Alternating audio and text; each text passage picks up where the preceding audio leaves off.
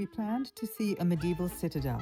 What we found inside was a full Renaissance fair in progress. Jousting on horseback, period costumes, musicians, period games, an entire bazaar of artisans selling leather goods, honey, jewelry, handmade candles and soaps, and more. And stilt fighting. This is not a novelty act. The combat, les chasses d'or, the fight for the golden stilt, has been practiced in Namur since 1411. Two teams, the Melans in black and yellow and the Avresses in red and white, fight on 2-meter stilts. The objective is to knock every member of the opposing team off their stilts. A fallen fighter cannot remount. The last person standing wins. UNESCO recognized it as intangible cultural heritage of humanity in 2021, and Charles V, Peter the Great, Louis XIV, and Napoleon all have attended matches in their time. We watched it in a medieval citadel on a summer afternoon, and it was one of the most purely thrilling things that we've seen. That was Namur, and that was Belgium in a nutshell, completely, wonderfully, unexpectedly itself. We stayed with one of my closest friends, Geert, someone I met during my study abroad in Marseille, decades ago. He lives in Wezemaal, a village so quiet and tucked away that most people may not have heard of it. What's remarkable is the location. It's 30 minutes by train to Antwerp, within easy reach of Brussels, Ghent, and Bruges. And every summer, the distant sound of rock Werchter drifts across the fields, one of the largest music festivals in the world. One evening, we sat in the backyard and listened to Bruce Springsteen play without buying a ticket. This is not the Belgium you book through a travel agency. There's no concierge, no curated experience, no hotel with a rooftop bar. We stayed in a spare bedroom in a village, cooked at home some nights, walked a lake at dusk another. And what we got in return was the actual place, the rhythms of it, the way people live in it. That's the only way I want to travel anymore. Slow, unglamorous, and completely real. Leuven is officially a university town, but that description misses the point. The university doesn't just exist in Leuven, it is Leuven. The streets, the architecture, the energy, and at the center of it all is the KU Leuven Library, a building with a story that's quite extraordinary. German troops burnt it to the ground in 1914. Nearly 250,000 books and manuscripts gone. After the war, Herbert Hoover, then not yet president, led a campaign across American schools and universities to raise the money to rebuild it. The names of every institution that donated are carved directly into the stone facade. A Carillon Tower with 48 bells, one for each American state at the time of the dedication, rises above the square. The library was rededicated on July 4th, 1928, and every year on the 4th of July, the American flag flies from that tower to commemorate the day America gave Leuven back its library.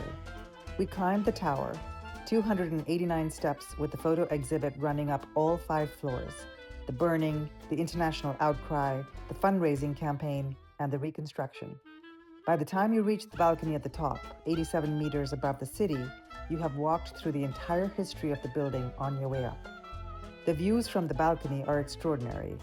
Information panels all the way around identify the buildings and landmarks spreading out below you in every direction. And there, flying above the square, was the American flag. We were there on the 3rd of July. I stood up there and felt a special kind of pride. Not patriotism exactly, but something quieter.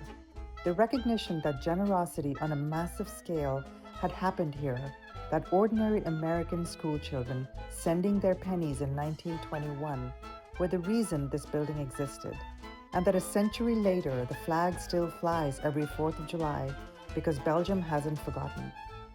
The botanical gardens gave us something else entirely, room to breathe. Even in summer, when the university students are gone, the gardens have a stillness that the rest of the city doesn't. We walked slowly and loved it. Before we even started walking, Antwerp gave us the train station.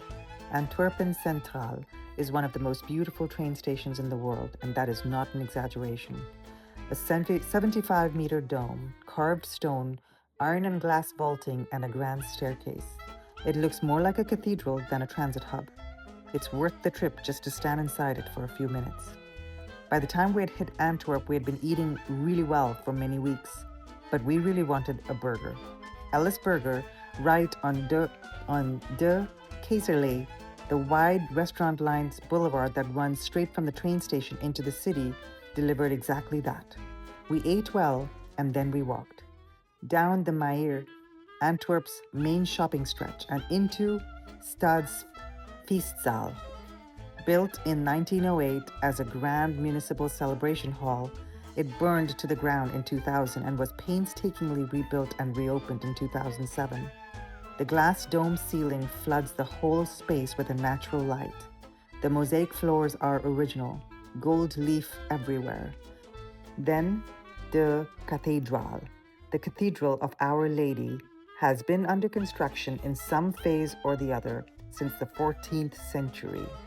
The spire rises 123 meters above the city and can be seen from almost everywhere in Antwerp. Inside, the scale hits you first.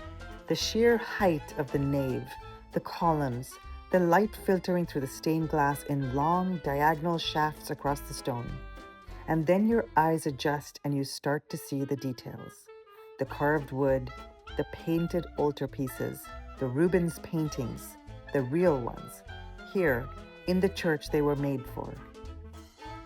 Out onto Markt, the main square, surrounded on all sides by guild halls with stepped gable facades and the ornate 16th century city hall anchoring one end. In the center of it all is the Brabo fountain. The statue at the top shows a Roman soldier mid-throw, hurling a giant severed hand into the river.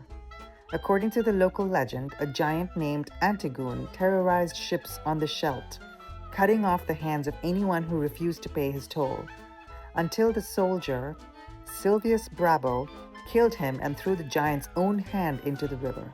The city's name, Antwerpen, is said to come from that, hand werpen, to throw a hand. Then down to Het Steen, the medieval waterfront castle.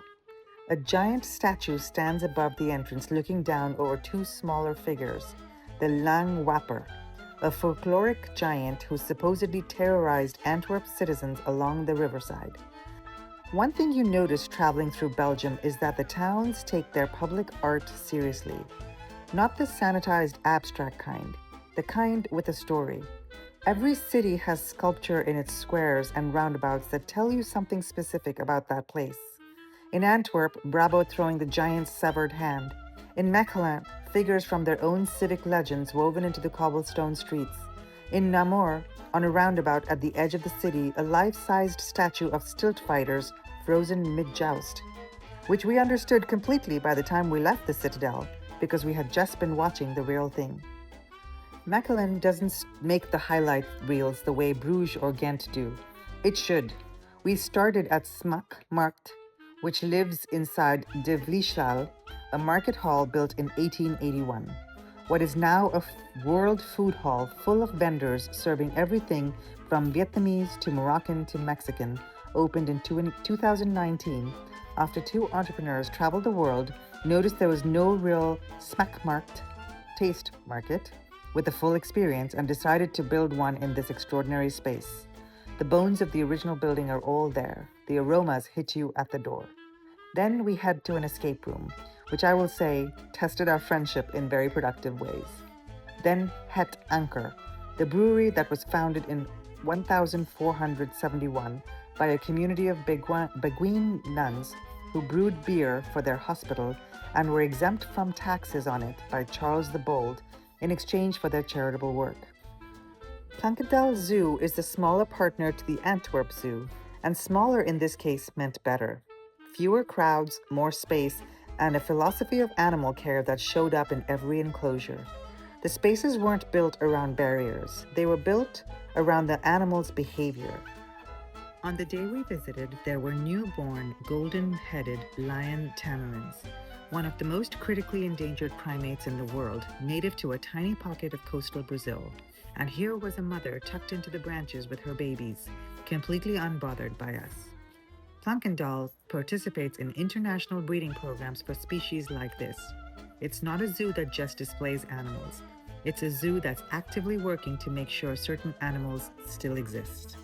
Cuban flamingos in a walk-through enclosure, a color so saturated and radioactively red it barely looks real.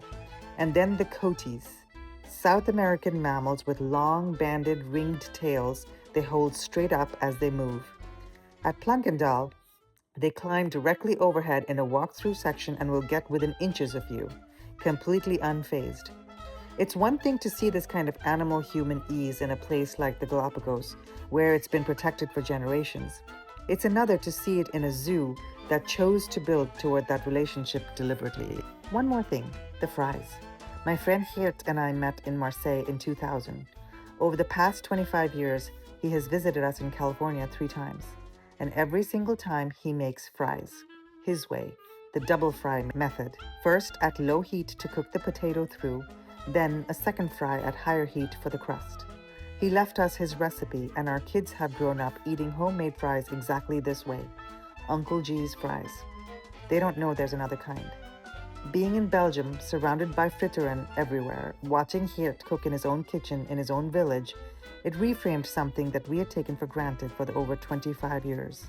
This wasn't a recipe someone invented. It's just how you make fries when you know what you're doing. Geert learned from his mother learned from hers, and somehow it traveled from a small village in Flemish Brabant to our kitchen in California. And now our kids think it's just how fries are made. Maybe that's the best possible thing food can do. That full story is coming to Substack this Sunday. Link is in the description. Subscribe so you don't miss it. And if this video made you want to go to Belgium, and I hope it did, subscribe so you don't miss what's coming next. If you found this helpful, give it a thumbs up and subscribe for more travel guides. I post new destinations every Thursday at 2 p.m. Remember, we're savoring the world mindfully, one bite at a time. Until next time, keep gallivanting.